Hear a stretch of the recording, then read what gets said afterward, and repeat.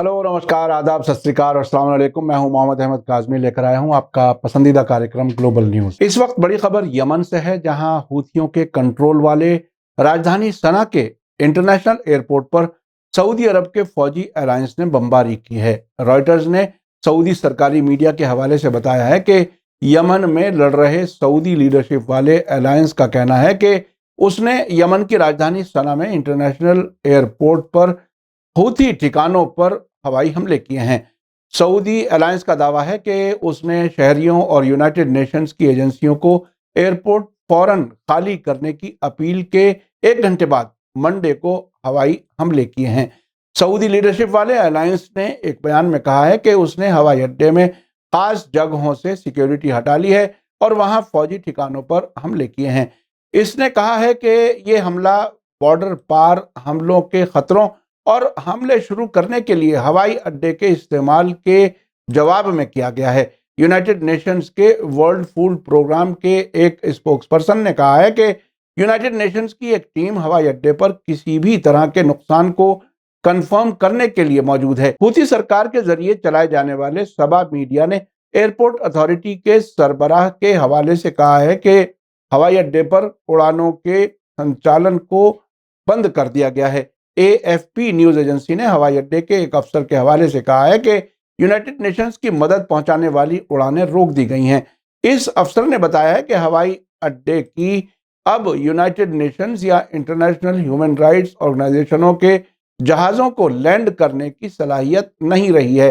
आपको बता दूं कि पिछले 6 वर्षों से यमन पर बमबारी करने वाले सऊदी फौजी अलायंस ने सना हवाई अड्डे पर कई बार हमले किए हैं। ताजा हमले में हवाई अड्डे को बुरी तरह से नुकसान पहुंचा है, जिसके बाद बिना मरम्मत के ना ही कोई जहाज वहां से उड़ सकता है और ना ही वहां कोई जहाज उतर सकता है। हालांकि सना के सिविल एविएशन अथॉरिटी ने हमले से 1 दिन पहले ही हवाई अड्डे को बंद कर दिया था, क्योंकि यमन की घेराबंदी करने वाले सऊदी फौजी अलायंस ने हवाई अड्डे के चलाने के लिए जरूरी इक्विपमेंट की सप्लाई की इजाजत से इनकार कर दिया था।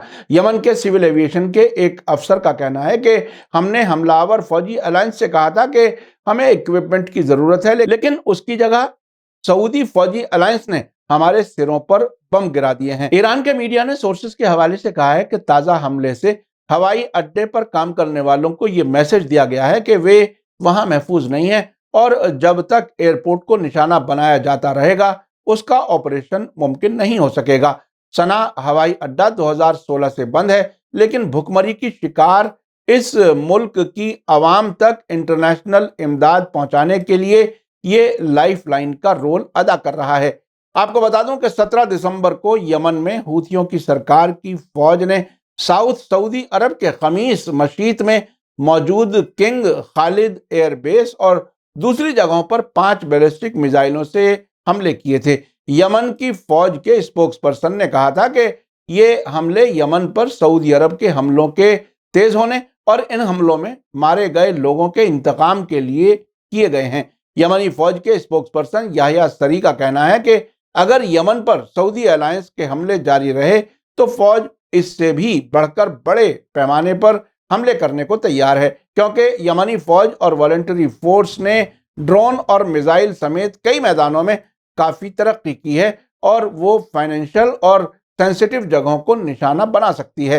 आखिर में आपको याद दिला दूं कि अगर आपने अभी तक media star world YouTube channel subscribe नहीं किया है तो सब्सक्राइब कर लें और घंटी दबाना ना भूलें। और अगर आप हमें फेसबुक पर देख रहे हैं तो हमारे पेज को लाइक करें ताकि हमारी हर नई वीडियो की खबर आपको सही वक्त पर मिल सके। इसी के साथ मुझे दीजिए इजाजत। ग्लोबल न्यूज का ये एपिसोड आपको कैसा लगा कमेंट्स में जरूर लिखें। थैंक यू, धन्यवाद, शुक्रिया। जय भारत, जय हिंद। मीडिया स्टार वर्ल्ड के और वीडियो देखने के लिए हमारे चैनल को सब्सक्राइब करें और सीधे नोटिफिकेशन पाने के लिए बेल आइकन दबाएं। और अगर हमारी खबर सच्ची और अच्छी लगे तो अपने व्हाट्सएप, इंस्टाग्राम, फेसबुक और ट्विटर अकाउंट पर जरूर शेयर करें।